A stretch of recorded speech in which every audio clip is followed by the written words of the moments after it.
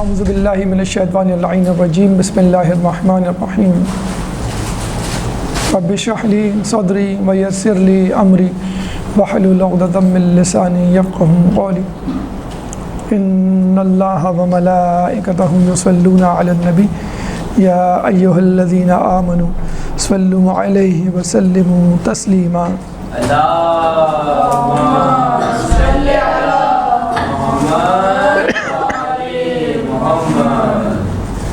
ماہ رمضان کا مہینہ شروع ہو چکا ہے اور اس ماہ مبارک میں اللہ تعالیٰ نے روزے فرض کیے کہ جس کے بارے میں قرآن مجید میں آیا ہے سورہ بقرہ آیت نمبر 183 یا ایھا الذین آمنوا کتب علیکم الصیام کما کتب علی الذین من قبلکم لعلکم تتقون، اے ایمان والوں تم پر روزے فرض کیے گئے جیسا کہ تم سے پہلے کے لوگوں پر،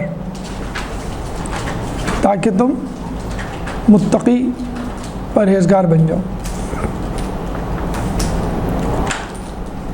ماہ رمضان اے ایمان والوں تم پر روزے فرض کیے گئے جیسا کہ تم سے پہلے کے لوگوں پر، تاکہ تم متقی و پرہیزگار بن جاؤ۔ اس ماہ رمضان میں اللہ تعالیٰ چاہتا ہے کہ ہم متقی پرہیزگار بن جائیں، یعنی پرہیزگاری سے مراد گناہوں سے پرہیزگار ہونا ہے، گناہوں سے بچنا ہے۔ اور اتنا زیادہ یہ اہم ہے، اللہ تعالیٰ نے ہمارے دشمن شیطان کو اس مہینے میں قید کر دیا ہے تاکہ وہ ہم کو بہکا نہ سکے۔ تو اب ہمارے پاس یہ جواز نہیں ہونا چاہیے کہ ہم روزہ نہیں رکھ سکے، شیطان نے بہکا دیا، یا روزہ رکھا تھا توڑ دیا، یا روزہ رکھا لیکن گناہوں سے نہیں بچ سکے کیونکہ شیطان نے بہکا دیا۔ تو شیطان کا مسئلہ ختم ہو گیا، اب آپ کے نفس کا مسئلہ ہے، نفس کو آمادہ کرنا ہے۔ اور بہترین کام روزے میں یہ ہے کہ انسان گناہوں سے بچے،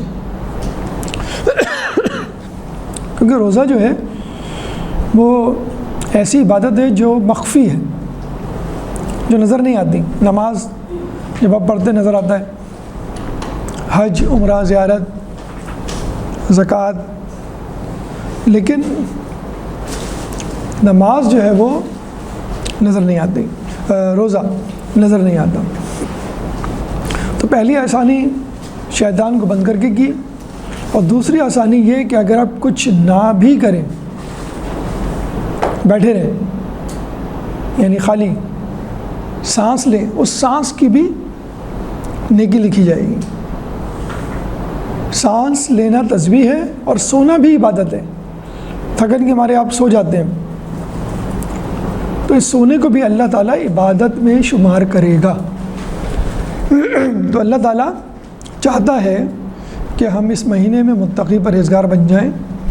اس نے ہمارے لیے آسانیاں پیدا کی، جیسے ایک بچہ پڑھنا چاہتا ہے تو ماں باپ اس کے لیے ٹیبل چیئر لے کر آتے ہیں، کتابیں لے کر آتے ہیں، بیگ لے کر آتے ہیں، اسکول میں داخلہ دلواتے ہیں، کھانے پینے کا بندوبست کرتے ہیں تاکہ وہ پڑھائی میں دل لگائے۔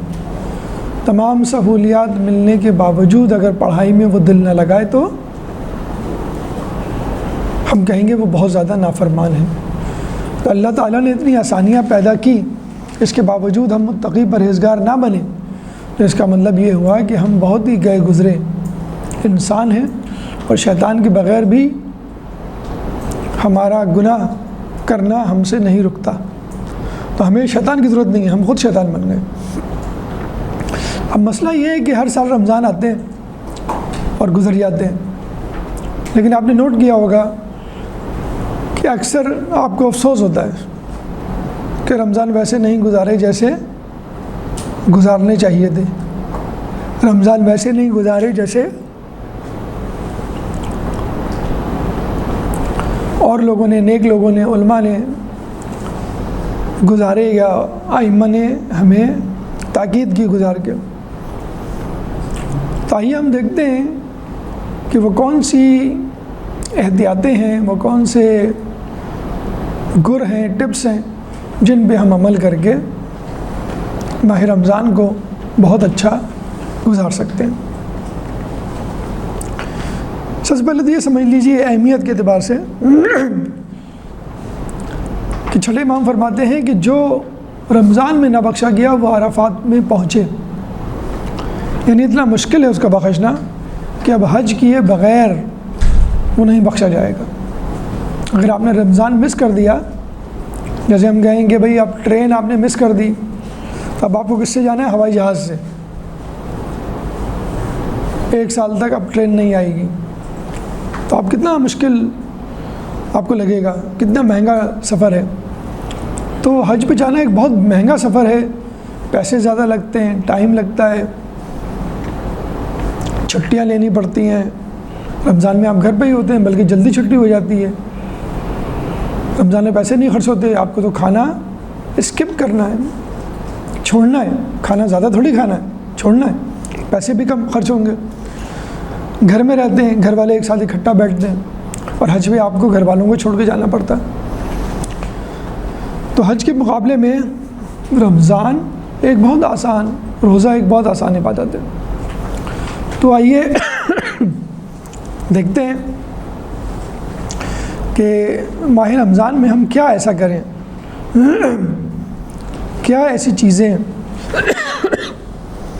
اپنائیں کہ ہمارا رمضان اچھا گزرے، بہترین گزرے، اور جو رمضان ہم نے اب تک گزارے ہیں ان سے اچھا گزرے۔ نمبر 1، قبل از رمضان، یعنی رمضان سے پہلے آپ کو کیا کرنا ہے؟ پہلا اسٹیپ کیا ہے؟ قبل از رمضان، رمضان سے پہلے کیا کرنا ہے؟ نمبر 1، منصوبہ بندی، پلاننگ۔ آپ نے نوٹ کیا ہوگا جب امتحان ہوتے ہیں تو امتحان کی تیاری شروع کرنے سے پہلے آپ کیا کرتے ہیں؟ پلاننگ کرتے ہیں کہ اتنے سبجیکٹس ہیں، اتنے چیپٹرز ہیں، اتنے دن ہیں، روزانہ میں اتنا پڑھوں گا، اتنے بجے سے اتنے بجے تک پڑھوں گا، یہ وقت یاد کرنے کا، یہ وقت ہوم ورک کا، یہ وقت لکھنے کا، اس کتاب سے پڑھوں گا، اس کاپی میں لکھوں گا، یہ سب پلان کرتے ہیں نا آپ۔ تو اسی طرح ماہ رمضان میں بھی پلاننگ کیجیے، مجھے کتنے بجے اٹھنا ہے، کتنے بجے سونا ہے، مجھے کیا کھانا ہے، اپنی پڑھائی کے اوقات کو کیا کرنا ہے۔ وہ انگلش میں ایک قول ہے، ایک درود پڑھ دیں محمد والے۔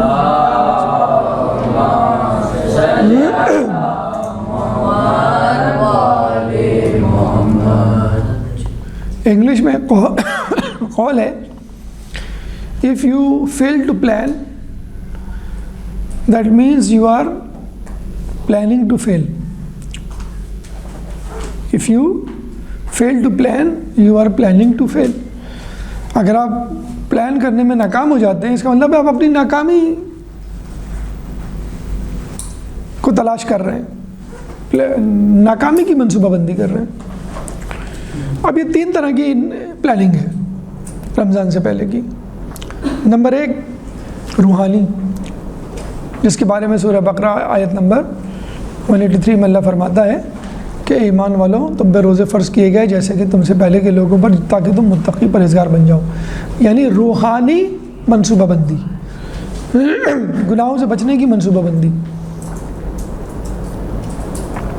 نمبر 2، جسمانی منصوبہ بندی، صحت کے اعتبار سے رسول کی حدیث ہے سومو تصحو، روزہ رکھو تاکہ صحت مند رہو۔ اب اس مہینے میں بازار کی علم غلم چیزوں سے آپ کا چھٹکارا ہو جائے گا۔ اس مہینے آپ گھر کی چیزیں کھائیں گے، فروٹ کھائیں گے جو آپ نے سال بھر نہیں کھائے۔ اس طرح ایک تیسری منصوبہ بندی ہے، حدیث کے مطابق، مولا کے قول کے مطابق، روزہ انسان کی بری عادتوں کو کنٹرول کرتا ہے۔ یہ تیسری منصوبہ بندی، عادتوں پر کنٹرول۔ کیا بری عادتیں ہم میں پائی جاتی ہیں اور ان کو ہم کیسے چھوڑیں. تو پلاننگ کر کے آپ رمضان کا استقبال کریں. رمضان آنے سے پہلے اہتمام کریں, چاند دیکھنے کا اہتمام کریں. ماہ رمضان کی دعا ہے اس کو پڑھنے کا اہتمام کریں. رؤیت ہلال کی دعا صحیفہ کاملہ میں دعا نمبر 43 اور استقبال ماہ رمضان کی دعا صحیفہ کاملہ میں دعا نمبر 44. ٹھیک.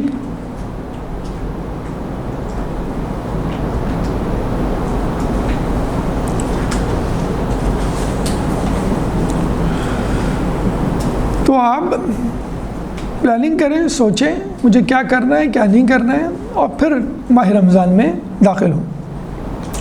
چاہیں تو یہ اخلاق عملی چارٹ بنا لیں کہ کتنا قرآن پڑھنا ہے, کون کون سی دعائیں پڑھنی ہیں, افطار کے وقت کون سی دعا پڑھنی ہے, سحری کے وقت کیا دعا پڑھنی ہے, کیونکہ یہ دعاؤں کا مہینہ ہے, یہ تلاوت قرآن کا مہینہ ہے. تو یہ سب پلاننگ اگر پیپر پہ آپ لکھ لیں, مدرسے میں بھی شاید ملتی ہوگی آپ کو, ورنہ آپ خود سے ایک پلان کر لیں. نمبر 2,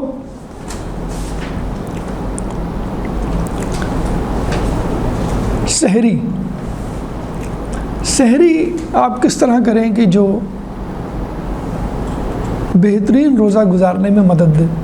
سب سے پہلی بات تو یہ ہے کہ سحری میں 1 گھنٹہ پہلے اٹھیں.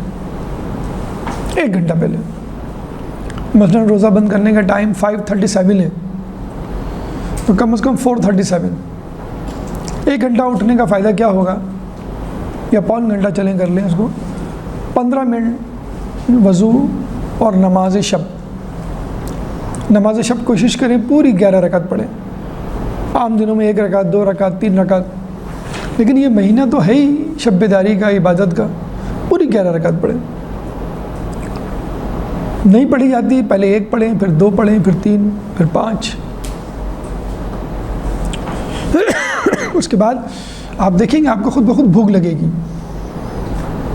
نماز پڑھنے کے بعد, اٹھنے کے بعد آپ کو بھوک لگے گی, تو آپ کو سحری کرنے میں آسانی رہے گی. خوب کھائیں, اچھا کھائیں, پراٹھے کھائیں, انڈے کھائیں, سالن کھائیں, دال کھائیں, جو بھی آپ کھا سکتے ہیں. کچھ بچے سحری نہیں کرتے. رسول کی حدیث ہے کہ ہمارے اور دیگر لوگوں کے روزوں میں فرق سحری کا ہے. یہود و نصارہ کیا سحری نہیں ہوتی. تو اللہ نے ہم کو سحری کا ایک آپشن, ایک فائدہ رکھا ہے تاکہ روزہ اچھا گزرے. ہمارا سارا فوکس افطاری پہ ہوتا ہے, حالانکہ سحری پہ ہونا چاہیے. کیوں؟ سحری کرنے کے بعد آپ کو روزہ گزارنا ہے, آپ کو بھوکے رہنا ہے, اسکول جانا ہے, مدرسے جانا ہے. افطاری کرنے کے بعد رات ہے, سونا ہے, گھر پہ رہنا ہے. اس کے بعد نماز فجر اول وقت پڑھنے کا موقع ملے گا آپ کو. اگر دیر سے اٹھیں گے تو سحری بھی گئی, نماز شب بھی گئی, اور نماز فجر بھی قضا ہو گئی, نعوذ باللہ خدا نہ خواستہ. یا دیر سے پڑھی آپ نے تو نماز شب پڑھنے کا موقع ملے گا, نماز فجر اول وقت پڑھنے کا موقع ملے گا. اس کے بعد اگر آپ نے اچھا کھانا کھایا ہوگا, اچھی سحری کی ہوگی, پھر آپ کو نیند نہیں آئے گی. فجر کے بعد سے لے کے طلوع آفتاب تک سونا مکروہ ہے, پتہ ہے آپ کو. طلوع فجر سے طلوع آفتاب تک, فجر کی نماز سے سن رائز تک, طلوع شمس تک سونا مکروہ ہے. تو اس میں بھی آپ کو آسانی ملے گی جاگنے میں. بہترین وقت ہے, آپ اسکول کا یاد کر سکتے ہیں, ہوم ورک کر سکتے ہیں. اس کے بعد آپ چاہے سو جائیں, کوئی مسئلہ نہیں ہے, لیکن تقریباً 1.25 گھنٹے کا وقت ہوتا ہے فجر سے لے کر طلوع آفتاب تک.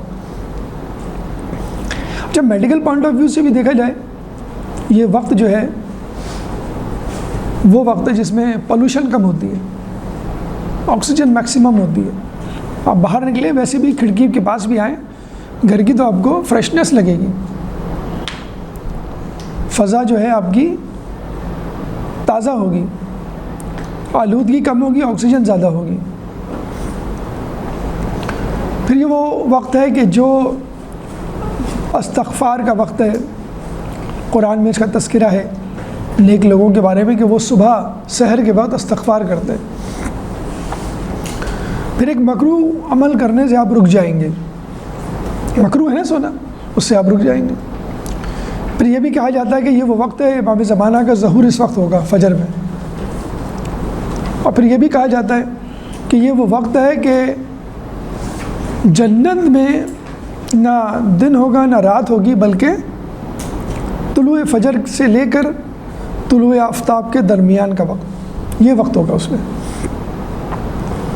تو کتنی برکت والا وقت ہے صبح کا وقت، سحر خیزی کا وقت۔ لیکن جو لوگ رات کو دیر سے سوتے ہیں وہ دیر سے اٹھتے ہیں اور ساری چیزیں کھوتے ہیں۔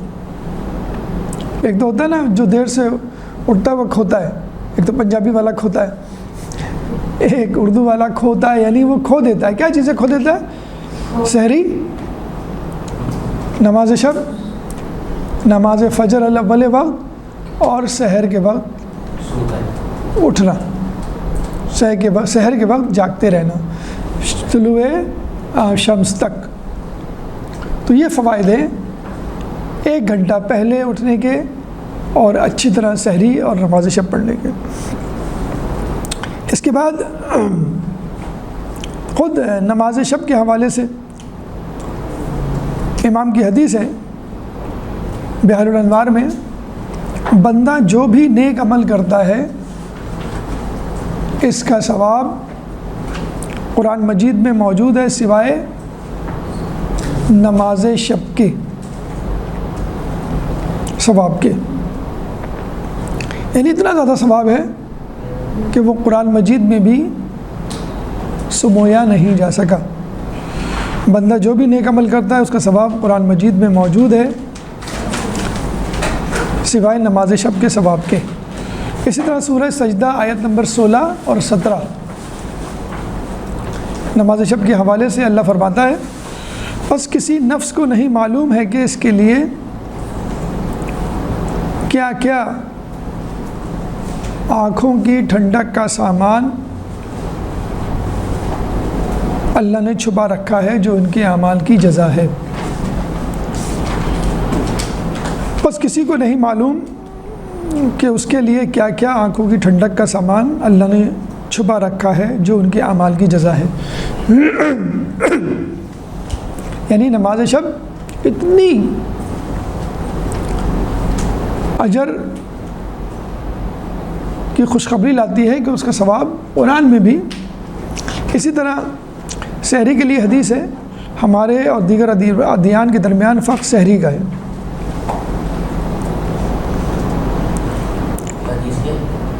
ہمارے اور دیگر ادیان کے درمیان فرق سحری کا ہے۔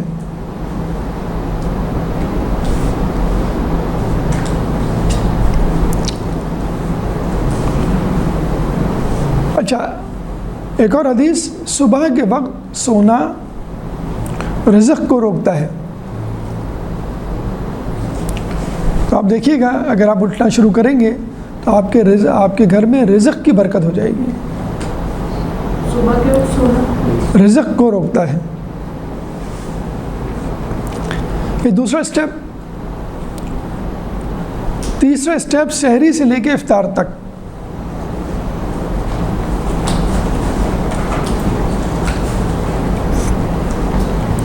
دیکھیے یہ جو وقت ہے جس سے اسی وقت آپ گزر رہے ہیں،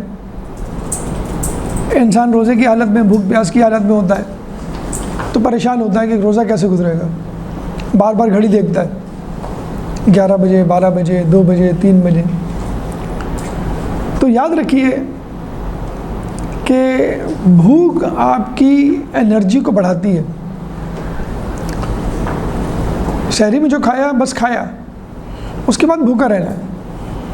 کیسے بڑھاتی ہے آپ نے نوٹ کیا ہوگا کہ معلوم کریں، جو لوگ کرکٹ فٹ بال میچ وغیرہ کھیلتے ہیں ان کو کہا جاتا ہے کہ آپ کھانا نہ کھائیں، کھانا کھا کے کھیلیں گے آپ تو آپ کے پیٹ میں درد ہوگا۔ آپ کبھی کر کے دیکھ لیں۔ جو جم جاتے ہیں ان کو کیا کہا جاتا ہے کہ آپ بھوکے پیٹ میں ایکسرسائز کریں۔ عرب میں اور یونان میں اور دیگر جگہوں پہ جو لوگ جنگ کرنے جاتے تھے وہ بھوک کی حالت میں ہوتے ہیں۔ اس کا میڈیکل ریزن یہ ہے کہ جب آدمی بھوکا ہوتا ہے تو اس کا بلڈ معدے سے نکل کر اس جگہ جاتا ہے جہاں آپ کو ضرورت ہوتی ہے۔ جب آپ کھیلتے ہیں تو یہ بلڈ کہاں جائے گا؟ آپ کے مسلز میں، پاؤں میں۔ جب آپ پڑھتے ہیں تو یہ بلڈ کہاں جائے گا؟ آپ کے دماغ میں۔ اگر آپ کھا لیں گے تو کھانے کے بعد نیند آتی ہے، آپ نے دیکھا ہوگا۔ جب آپ کھا لیتے ہیں تو نیند آتی ہے، اور جب آپ کھا لیتے ہیں تو آپ کو سستی بھی ہوتی ہے، یعنی آپ سے پڑھا بھی نہیں جاتا اور کھیلا بھی نہیں جاتا۔ تو دیکھا جائے تو بھوک آپ کو طاقتور بناتی ہے، محنتی بناتی ہے، ایکٹیو بناتی ہے۔ یہ تو ہم نے ذہن میں بٹھایا ہوا ہے کہ ہم بھوکے رہیں گے تو کچھ نہیں کر پائیں گے۔ تو جتنے پہلوان جنگ میں جاتے ہیں بھوک کی حالت میں، جتنے کھلاڑی میدان میں اترتے ہیں بھوک کی حالت میں، اور جتنے باڈی بلڈرز جم جاتے ہیں بھوک کی حالت میں۔ خود حدیث میں ہے کہ میں نے علم کو بھوک میں چھپا رکھا ہے، لوگ اسے شکم سحری میں تلاش کرتے ہیں۔ حضرت موسیٰ سے اللہ نے کلام کیا تو یہ جواب موسیٰ کو دیا کہ میں نے علم کو بھوک میں چھپا رکھا ہے، اور ہم جو ہے وہ چپس اور فرینچ فرائز اور پکوڑے اور آئس کریم اور پتہ نہیں کیا کیا کوشش کرتے ہیں کھانے کے، پڑھائی کے دوران کھائیں۔ پڑھائی کے دوران تو آپ کو بھوکے رہنا ہے۔ تو موسیٰ علیہ السلام سے اللہ نے کیا کہا؟ میں نے علم کو بھوک میں چھپا رکھا ہے، اور لوگ اسے شکم سحری، یعنی شکم کہتے ہیں پیٹ کو، میں نے اس کو شکم سحری میں چھپا رکھا ہے۔ جب بھوک کی حالت میں لوگ عموماً کہتے ہیں ہمیں غصہ آتا ہے، شروع میں آئے گا، شروع میں آپ کو عادت نہیں ہوتی۔ رمضان کی جب بھی کہا گیا ہے کہ آخری ایام میں 3 دن جو ہوتے ہیں اس میں آپ روزے رکھیں تاکہ ان روزوں کو ماہ رمضان سے ملائیں اور آپ 2 مہینے کا ثواب کمائیں، تاکہ پریکٹس ہو۔ تو شروع کے 2-3 روزے آپ کے چڑچڑاہٹ غصہ ہوگا، لیکن یاد رکھیں کہ مولا علی کی حدیث ہے کہ غصہ پاگل پن کا دورہ ہے۔ غصہ پاگل پن کا دورہ ہے، کیونکہ انسان بعد میں ندامت محسوس کرتا ہے۔ اگر وہ ندامت محسوس نہ کرے تو اس کا مطلب ہے اس کا پاگل پن مستقل ہو چکا ہے۔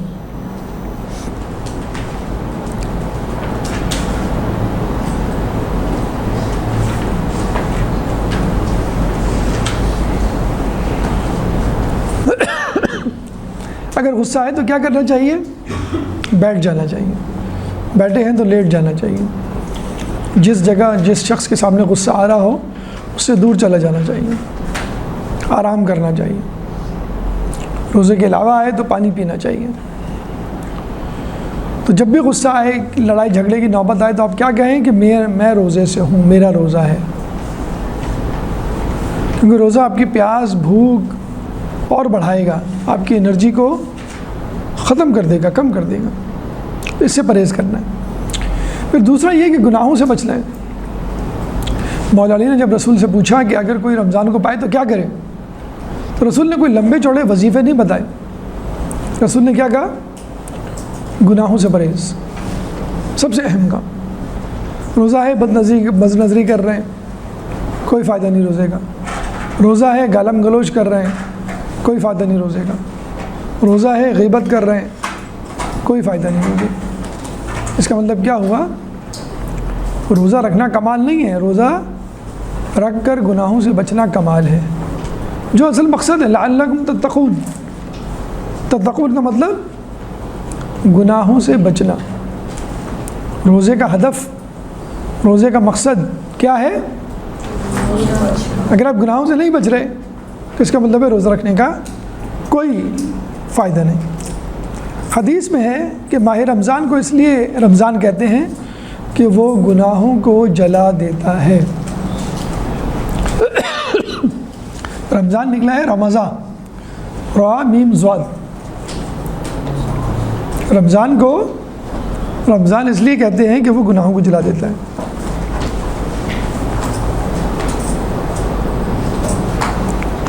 اور ایک اور حدیث میں دل کا روزہ زبان کے روزے سے اور زبان کا روزہ پیٹ کے روزے سے بہتر ہے. دل کا روزہ یعنی کوئی غلط خیال، کوئی غلط بات، گناہ بھی دل میں نہ آئے. اور زبان کا روزہ یعنی گالم گلوچ، غیبت، جھوٹ، غصہ، یہ زبان پر نہ آئے. اور پیٹ کا روزہ یعنی کھانا نہیں کھانا. یہ لیول 3 ہے، سب سے آخری لیول، سب سے کم تر لیول. پاسنگ مارکس جسے کہتے ہیں نا، 50% بس پاس ہو گئے. پوزیشن لینی ہے، اے گریڈ لینا ہے، زبان کا بھی روزہ رکھو. ٹاپ کرنا ہے، ڈسٹنکشن لینا ہے، تو پھر دل کا بھی روزہ رکھو. تو یہ سٹیپس ہیں. ہر شخص چاہتا میں اے گریڈ لاؤں، پوزیشن لاؤں، کوئی نہیں چاہتا میرا CD گریڈ ہے.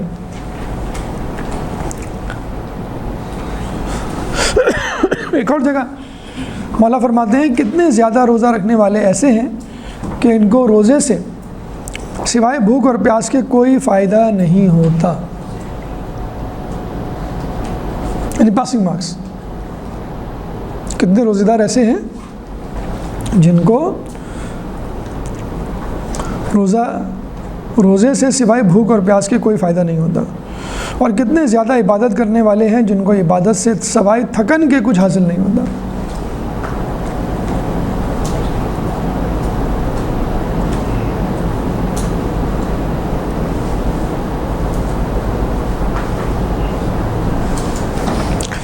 تو روزے میں ٹائم پاس کرنے سے بچیں. لوڈو کھیل رہے ہیں، اونو کھیل رہے ہیں، شطرنج اور تاش تو ویسے ہی حرام ہے. بیکار کا ٹائم ضائع کر رہے ہیں، گلی کی منڈیر پہ بیٹھے ہوئے ہیں، موبائل پہ لگے ہوئے ہیں، ٹی وی دیکھ رہے ہیں. اس سے بہتر یہ ہے کہ ہم قرآن پڑھیں. اس سے بہتر یہ ہے کہ آپ کوئی درس سن لیں. اس سے بہتر ہے کہ کوئی دعا پڑھ لیں.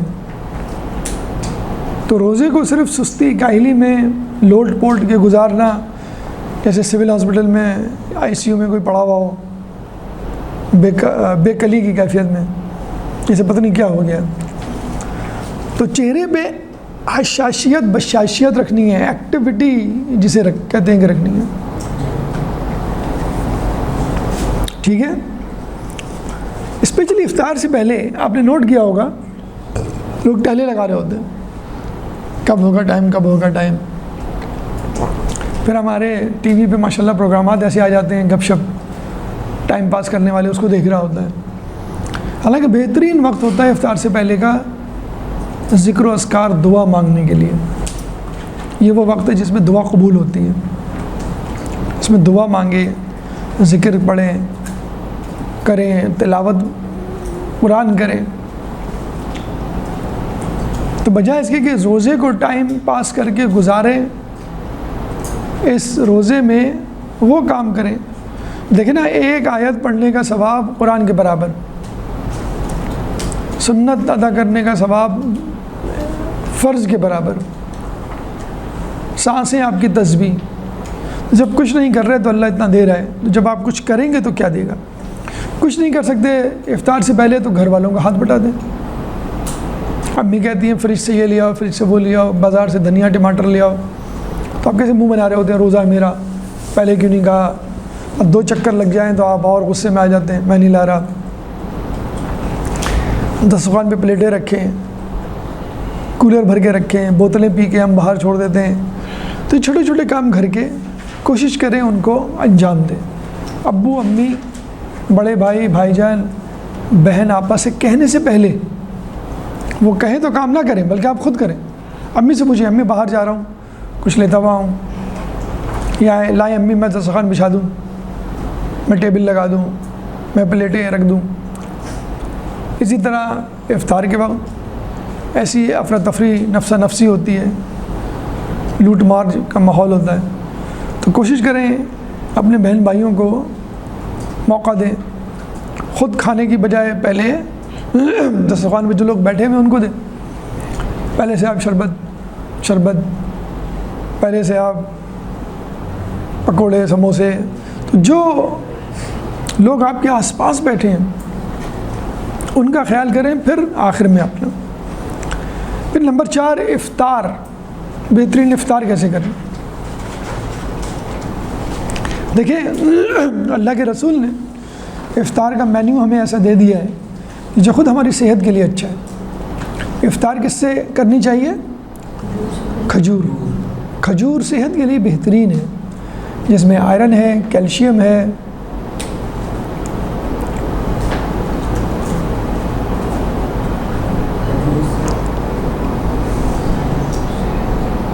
گلوکوز،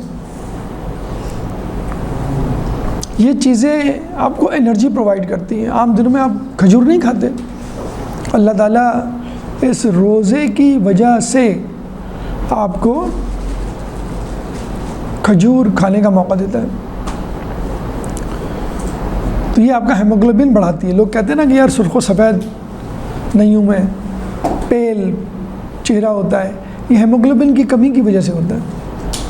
اگر آپ کھجور کھائیں، روزانہ 3-4 کھجور کھائیں، عادت بنا لیں گے، جس میں آئرن، گلوکوز، کیلشیم آپ کی ہڈیوں کو مضبوط کرتا ہے. تقریباً ہر جگہ ہر گھر میں کھجور موجود ہے. کھجور نہیں تو کم از کم پانی سے وضو کریں، گرم پانی یا نارمل پانی.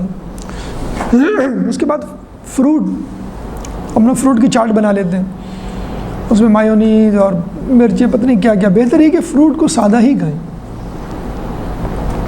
اور اس رمضان میں تو فروٹ کی بہار ہے جسے کہتے ہیں نا، تو جتنا فروٹ کھا سکتے ہیں کھائیں. اس کے بعد جو فرائیڈ آئٹم ہے، سموسے، پکوڑے، جلیبی، چپس، یہ کھائیں مگر کم، کیونکہ صحت کے لیے بہت زیادہ اچھے نہیں ہیں. چٹپٹے تو ضرور ہوتے ہیں، لیکن صحت کے لیے فروٹ اور کھجور سب سے بہترین ہے. اور سب سے اہم چیز شربت. آپ نے دیکھا ہوگا ہم افطار کر رہے ہوتے ہیں، اچھا لگ رہا ہوتا ہے، مزہ آ رہا ہوتا ہے، جیسے ہم نے شربت کا گلاس پیا پیٹ میں درد شروع. سب سے آخر میں پئیں شربت، اور کوشش کریں روزے کے بعد 15 منٹ آدھے گھنٹے کے بعد پئیں، اور بھی زیادہ اچھا. افطار میں 5 منٹ پہلے بیٹھ جائیں، جو اس افطار کی دعائیں ہیں وہ پڑھیں. قرآن پڑھ سکتے ہیں قرآن پڑھیں. اگر آپ چاہتے ہیں کہ آپ کا روزہ قبول ہو جائے تو ایک مجتہد کا فارمولہ ہے کہ آپ سورہ فاتحہ پڑھیں، جس کو امام زمانہ کی والدہ بی بی نرجس خاتون کو بخشیں. نمبر 2 امام زمانہ کو سلام کریں. نمبر 3 دعائے امام زمانہ پڑھیں.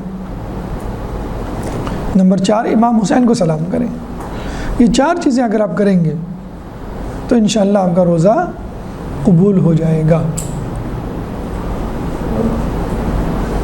اس کے بعد جو روزے کی دعائیں ہیں، اللہم لک صمت و علیک افطرت و علی رزقک افطرت، یا واسع اغفر لی، یا واسع المغفرت اغفر لی، اللہم لک صمت و علی رزقک افطرت و علیک توکلت. یا واسع، جب آپ پہلے لقمہ لیں تو یا واسع المغفرت اغفر لی. سورہ قدر کا پڑھنا بہت زیادہ ثواب دیتا ہے. یہ صرف 5 منٹ 3 منٹ 2 منٹ کے اعمال ہیں. ہم آتے ہی روزے پہ جھپٹا، افطاری پہ جھپٹا مار لیتے ہیں. تو اس سے پہلے آپ اپنی دعائیں مانگیں جتنی مانگ سکتے ہیں. امتحان میں کامیابی کی دعا، اپنے کیریئر کے متعلق دعا، آمدنی میں اضافے کی دعا، بہن بھائیوں کے لیے دعا، کوئی بیمار ہے پریشان ہے، ابو امی کی بیماری کے لیے دعا.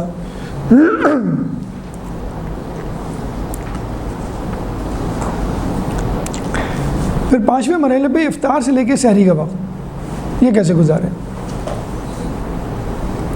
عموماً لوگ کرکٹ، فٹ بال، میچ میں مصروف رہتے ہیں پوری رات. بعض اوقات نماز، روزہ، اذکار یہ ہونا چاہیے ہماری راتوں کو. عبادت کا مہینہ ہے یہ. شب بیداری عبادت کے لیے ہونی چاہیے، نہ کہ کھیل کود کے لیے.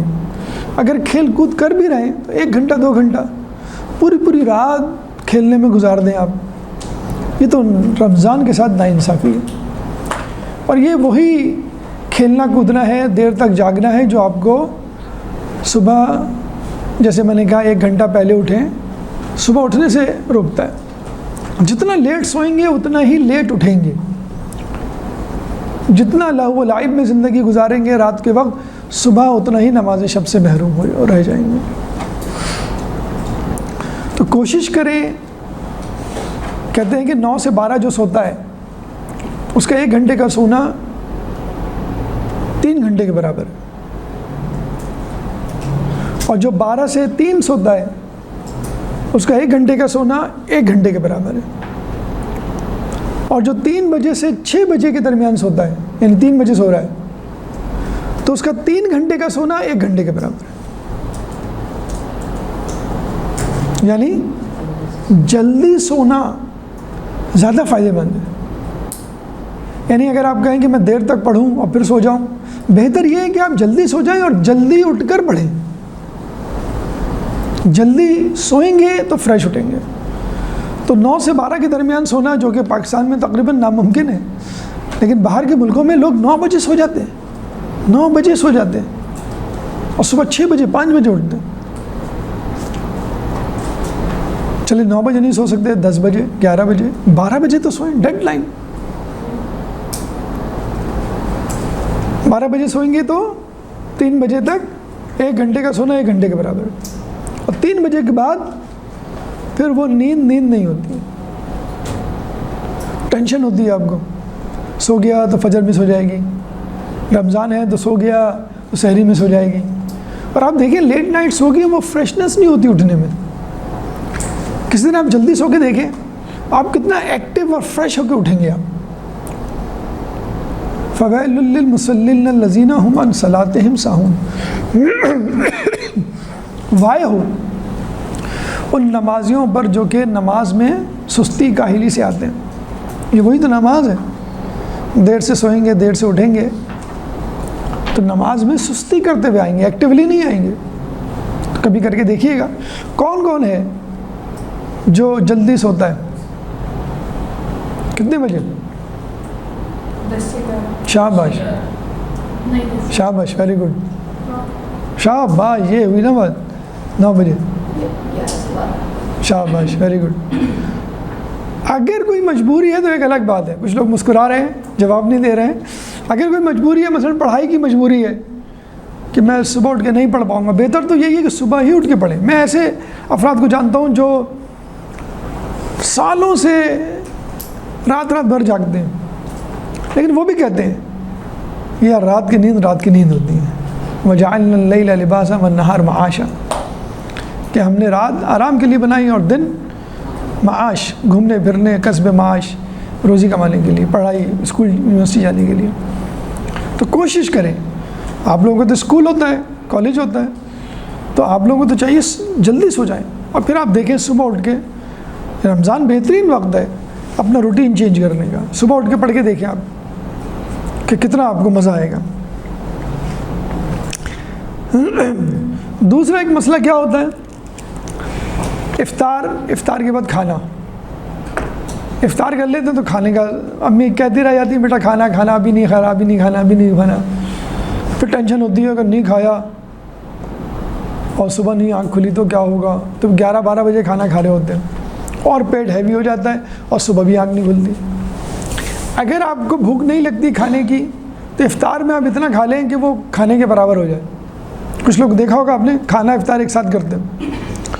اور اگر آپ کو کھانا کھانا ہے تو افطار ہلکی کریں تاکہ 10 بجے 9 بجے اگر آپ کو بھوک لگے تو پھر آپ کھا سکیں. تو رات کا وقت مغرب کے بعد بجائے اس کے کہ آپ لیٹ نائٹ کھیلیں، آپ گھر پہ رہیں، جلدی سوئیں تاکہ صبح اٹھ کے پڑھائی کر سکیں. اچھا ابھی تو نہیں، لیکن اب جیسے جیسے عید قریب آئیں گے، شاپنگ کا موسم آئے گا لوگ شاپنگ کرنے جائیں گے، کوشش کریں شاپنگ ابھی سے کر لیں۔ بہتر تو یہی تھا کہ رمضان سے پہلے کر لیتے۔ میں نے اپنی عید کی شاپنگ رمضان سے پہلے کر لی، یعنی شاید پہلا روزہ تھا میرے خیال میں، تو دوپہر میں، اگر رمضان میں جانا پڑے تو آپ دوپہر میں جائیں شاپنگ میں، تاکہ بازار میں زیادہ دیر نہ رکیں۔ رات میں جائیں گے تو زیادہ دیر رکیں گے۔ رمضان سے پہلے کر لیں یا رمضان میں دوپہر کے وقت کر لیں، شام کے وقت کر لیں افطار سے پہلے۔ اور اگر بازار جانا پڑ جائے تو تسبیح پڑھتے رہیں، کوئی بھی تسبیح، کوئی بھی ذکر۔ ایک ذکر پڑھنے کا ثواب جو ہے 10 لاکھ تسبیح کے برابر ہے۔ ایک تسبیح، ایک درود 10 لاکھ درود، ایک استغفار 10 لاکھ استغفار۔ بازار میں کہا گیا ہے، بازار کے بارے میں حدیث ہے، بازار زمین کے بدترین ٹکڑے ہیں، مسجد بہترین ٹکڑے ہیں اور بازار زمین کے بدترین ٹکڑے ہیں۔ کوشش کریں اپنی عادتوں کو کنٹرول کریں۔ مولا فرماتے ہیں بھوکا رہنا نفس کو قابو رکھنے اور عادتوں کو توڑنے میں بہترین معاون ہے۔ اب مختلف عادتیں ہوتی ہیں، کسی کو سگریٹ کی عادت ہے، کسی کو چائے پینے کی عادت ہے، کسی کو چنگم چپس کھانے کی عادت ہے، اسنیکس کھانے کی عادت ہے، کسی کو سونے کی عادت ہے۔ تو یہ رمضان آپ کی عادتوں کو کنٹرول کر، کسی کو زیادہ بولنے کی عادت ہے، کسی کو بات بات میں بری بات یا گالی دینے کی عادت ہوتی ہے، تو یہ سب عادتیں آپ رمضان میں کنٹرول کر کے چھوڑ سکتے ہیں۔ تو لکھیں ایک پیج پہ کیا بری عادت ہے آپ کے اندر، اور پھر اس کو رمضان کے آخر میں کنٹرول کریں۔ اور بالکل سونا ایک عادت ہوتی ہے لوگوں کی، سونا کنٹرول کریں۔ ڈسپلن، ٹائم مینجمنٹ، لیکن سحری کا ایک وقت ہے، افطار کا ایک وقت ہے، پڑھائی کا ایک وقت ہے، خود بخود ایک ٹائم ٹیبل بن جاتا ہے رمضان میں۔ تو کوشش کریں یہ ڈسپلن آئندہ بھی جاری رہے۔ رمضان ہم کو ایمرجنسی سکھاتا ہے، دیر سے اٹھے تو 5 منٹ میں آپ کو وضو، نماز، سحری سب کچھ کرنا ہے۔ لیٹ ہو گئے افطار میں، آپ کو گھر پہنچنا ہے۔ بھوک کی حالت میں کنٹرول کرنا ہے، غصے کو بھوک کی حالت میں کنٹرول کرنا ہے، پڑھائی کرنی ہے۔ تو یہ سخت حالات جس میں اللہ تعالیٰ کہتا ہے کھانا پینا بھی چھوڑ دو، آپ کو مشکل حالات میں صبر کرنا اور جینا سکھاتا ہے۔ یعنی اب رمضان کے بعد آپ یہ کہیں گے کہ یار میں رمضان میں کھانے پینے سے کنٹرول کر لیا کرتا تھا اپنے آپ کو جو حلال ہے، تو رمضان کے بعد میں اپنے آپ کو گناہوں سے کیوں نہیں کنٹرول کر پاتا؟ جو فوجی ہوتے ہیں، کھلاڑی ہوتے ہیں، ان کو پہاڑوں پر ایکسرسائز کروائی جاتی ہے تاکہ وہ میدان میں بھاگ سکیں۔ ان کو پہاڑوں پہ بھگایا جاتا ہے تاکہ وہ عام میدان میں بھاگ سکیں۔ قرآن سے لگاؤ رکھیں، کوشش کریں قرآن ترتیل سے بھی پڑھیں، دیکھ کے بھی پڑھیں اور سمجھ کے بھی پڑھیں۔ کم از کم وہ سورہ جو آپ کو یاد ہیں چھوٹی چھوٹی، سورہ کوثر ہے، سورہ عصر ہے، سورہ فیل ہے، اس کا ترجمہ کم از کم یاد کر لیں۔ جو بھولی ہوئی سورہ ہیں ان کو دوبارہ یاد کریں۔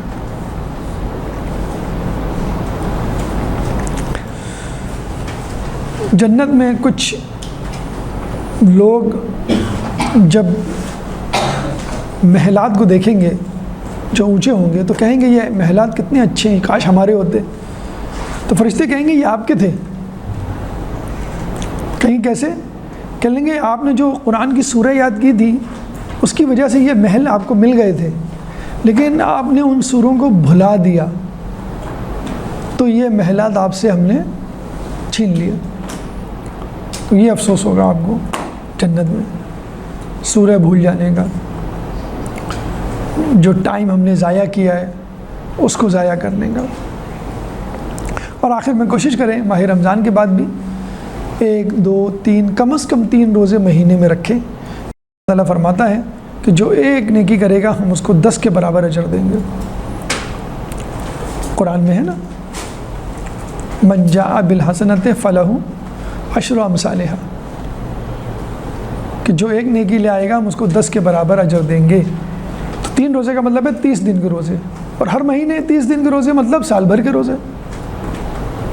سلمان فارسی سے صحابہ کے درمیان بیٹھے ہوئے تھے. رسول نے صحابہ سے پوچھا کون ہے جو سارا سال روزہ رکھے, کون ہے جو روزانہ قرآن ختم کرے, کون ہے جو روزانہ رات بھر عبادت کرے. تو سلمان فارسی نے کہا میں کرتا ہوں یہ کام. تو لوگوں نے کہا ہم نے تو آپ کو کھاتے پیتے دیکھا ہے. ٹھیک ہے آپ روزے رکھتے ہیں کبھی کبھی لیکن کھاتے پیتے بھی ہیں, تو آپ سارا سال تو نہیں رکھتے. تو سلمان فارسی نے کہا میں مہینے میں کم از کم 3 دن روزے رکھتا ہوں, اور اللہ فرماتا ہے میں ایک کے بجائے ایک کے بدلے میں 3 دوں گا. اور پھر میں رات کو وضو کر کے سوتا ہوں تو پوری رات عبادت کا ثواب ملتا ہے. پھر میں روزانہ 3 مرتبہ سورہ اخلاص پڑھتا ہوں. 3 مرتبہ سورہ اخلاص کا مطلب ایک قرآن پڑھنے کے برابر. اللہ تعالیٰ سے دعا ہے اللہ تعالیٰ ہمیں اس ماہ رمضان کو بہترین ماہ رمضان کی طرح گزارنے کی توفیق عطا فرما, اور ہماری شخصیت کو مزید نکھارنے کی توفیق عطا فرما, تاکہ ہم اہل بیت کے نقش قدم پر چل کر ان کے ساتھ جوار اہل بیت میں جنت میں جگہ پا سکیں. ربنا تقبل منا انک انت السمیع العلیم وتب علینا انک انت التواب الرحیم برحمتک یا ارحم الراحمین. اللہم صلی علی